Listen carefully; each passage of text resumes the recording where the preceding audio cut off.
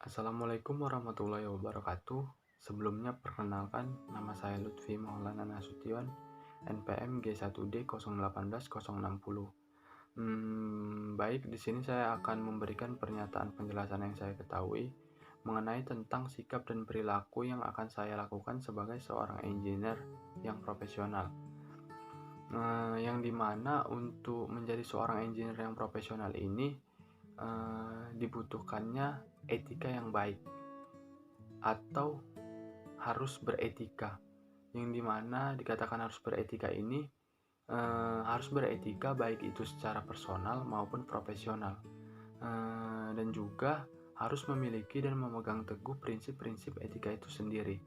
Nah, di sini saya akan menjelaskan poin-poin prinsip etika berdasarkan yang saya pelajari sebelumnya di mata kuliah etika profesi. Yang pertama yaitu mengenai responsibility atau tanggung jawab.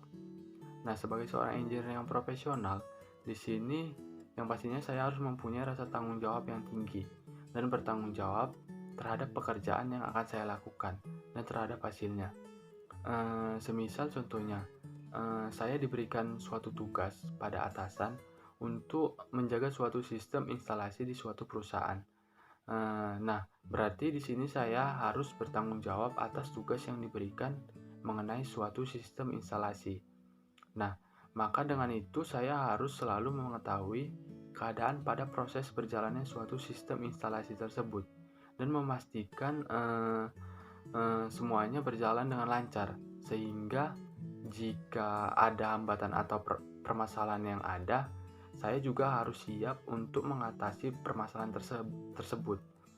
Yang pastinya juga saling berkoordinasi dengan rekan-rekan kerja yang berkaitan dengan suatu sistem instalasi. Dan juga saya harus dapat memprediksi terhadap hasilnya, yang dimana hasilnya ini harus berdampak baik untuk berbagai pihak yang terkait. Serta tidak lupa juga saya harus menerapkan sikap jujur untuk proses dari pemecahan masalah tersebut. Nah, selanjutnya yang kedua yaitu mengenai membingkai masalah. Nah, jadi di sini untuk membingkai masalah, saya harus dapat membingkai suatu permasalahan agar dapat memilih satu solusi di antara solusi-solusi yang ada. Dan juga saya harus menimbang dari beberapa konsekuensi tindakan engineering yang saling bertentangan. Kemudian memilih solusi yang paling memenuhi kebutuhan dan keinginan konsumen atau klien, serta dapat memberikan keuntungan terhadap berbagai pihak. Dan berdasarkan yang saya ketahui juga bahwa dalam suatu pembingkaian masalah ini ada yang namanya dilakukan metode design engineering, yang dimana metode design engineering ini merupakan suatu kegiatan memahami, membayangkan, memikirkan, dan merencanakan suatu alat, suatu struktur, suatu proses, atau suatu sistem yang dapat memberikan manfaat baik bagi orang banyak dalam memecahkan suatu permasalahan yang ada pada perusahaan. Nah, selanjutnya yaitu yang ketiga, mengenai prinsip dan pengelolaannya. Nah, yang berarti di sini bagaimana cara saya untuk dapat mengelola suatu hal dengan berprinsip. Semisal untuk bertanggung jawab, untuk memecahkan suatu permasalahan, untuk pengetahuan, dan hal-hal lainnya yang terkait, hingga nantinya dapat bermanfaat terhadap berbagai pihak. Selanjutnya untuk yang terakhir yaitu mengenai kejujuran, integritas, dan kehandalan. Nah, yang pertama yaitu kejujuran. Kejujuran di sini berarti mengatakan sesuatu dengan benar apa adanya dan selalu menjaga untuk tidak membohongi orang lain, baik secara sengaja maupun dengan bersikap diam. Semisal contohnya ada suatu permasalahan di lingkungan kerja saya. Nah, Dalam permasalahan tersebut, saya mengetahui bahwa berdampak buruk terhadap lingkungan sekitar.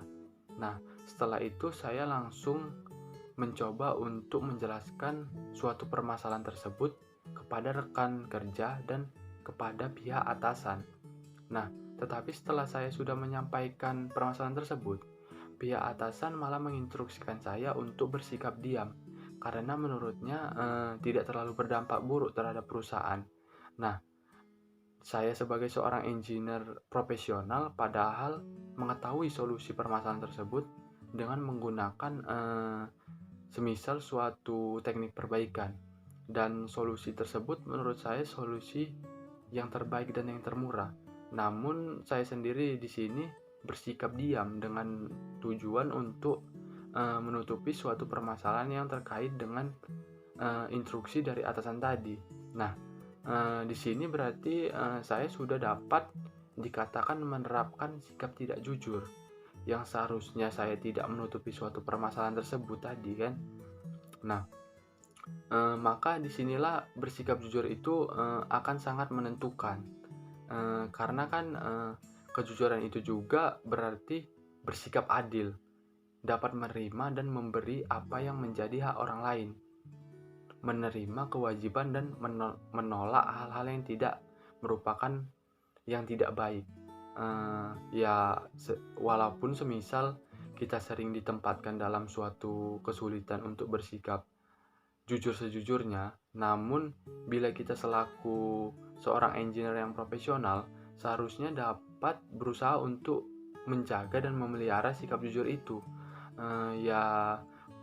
Karena pada akhirnya sikap jujur inilah salah satunya yang menurut saya mengangkat nilai sang engineer dan profesional engineer ini itu sendiri.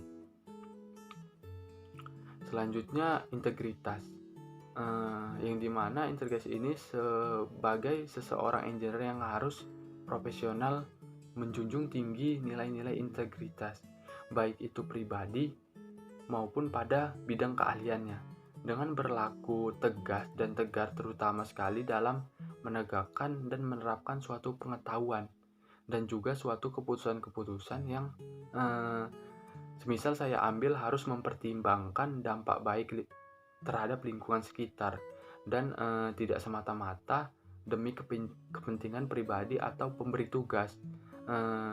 Jadi di sini saya harus berani menegakkan integritas dengan jalan mengedepankan kepentingan umum dan menolak segala bentuk insentif dan paksaan yang bisa berdampak buruk terhadap berbagai pihak. Bila mana diperlukan harus mengatakan tidak, saya harus mengatakan tidak kepada pemberi tugas. Maksudnya di sini kita jangan bersikap iya aja gitu. Jangan asal untuk menyenangkan pemberi tugas.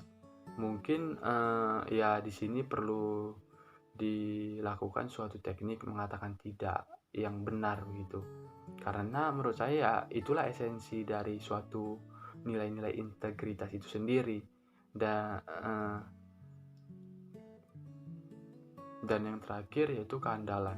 Keandalan sebagai seorang engineer profesional agar dapat dikatakan handal harus bersikap terus-menerus memperbaiki pengetahuan, mencari solusi, dan juga harus proaktif untuk beradaptasi dengan era globalisasi yang serba cepat seperti sekarang ini. Serta dalam era globalisasi ini, jika hanya bermodalkan disiplin ilmu pengetahuan engineering itu sendiri, menurut saya tidaklah cukup. Karena sebagai seorang engineering yang profesional itu perlu melengkapi dirinya dengan pengetahuan dasar semisal akan ilmu-ilmu sosial, ekonomi, hubungan masyarakat, dan lain-lain yang berkaitan dengan pekerjaannya. Nah, mungkin itu saja yang dapat saya jelaskan mengenai tentang sikap dan perilaku yang akan saya lakukan sebagai seorang engineer yang profesional. Lebih kurangnya saya mohon maaf. Wassalamualaikum warahmatullahi wabarakatuh. Sekian dan terima kasih.